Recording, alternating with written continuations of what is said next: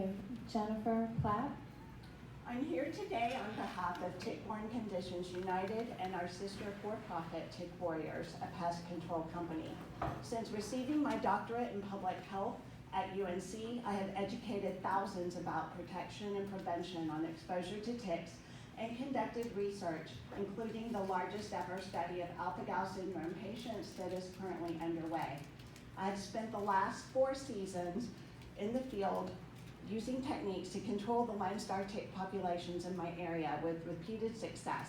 We've been using products that already exist and indeed are recommended by the CDC for their effectiveness against ticks and the EPA for their minimum risk. Based on this background, I have 3 points I want to share with you today. First, the alpha-gal syndrome patient survey is still open on our website at tbcunited.org. We're striving for 1,000 responses. Please share that with the people you know who have it. We have startling results coming out that update even what was presented yesterday, and would be happy to share our findings with the working group at a later date. Second, I strongly urge the working group to look at management of ticks and diseases from an ecosystem perspective. Let's manage, in addition to symptoms, let's look at the causes. Why do I see one property overridden with ticks and another a quarter mile away that's fine? We need to consider the potential of a balanced ecosystem with predators at all levels, from the fungus that dry out tick habitats to snakes that eat the small mammals they ride on, to the overabundance of deer, otherwise called tick factories in my book.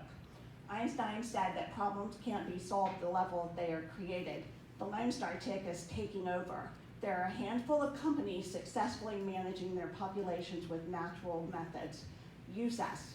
Third, in tandem with tick surveillance, we need to figure out the extent of underdiagnosed conditions and educate providers about nebulous symptoms. They're still looking for bullseyes and then not treating or testing for appropriate conditions. I speak to people daily across the southern US. I'll never forget the lady that told me she'd rather have cancer, or another woman whose family wouldn't take her to the emergency room when she had anaphylaxis from alpha-gal syndrome because she can't have an immediate reaction. Tick-Borne Conditions has been the go-to organization for the lived experiences of people who not only have alpha-gal but also ehrlichiosis and rickettsias. Everywhere I've taught, there's a desperate hunger for education. We are the bridge between patients and emerging science and the desperately needed education for healthcare providers and the public. Please use us. Thank you.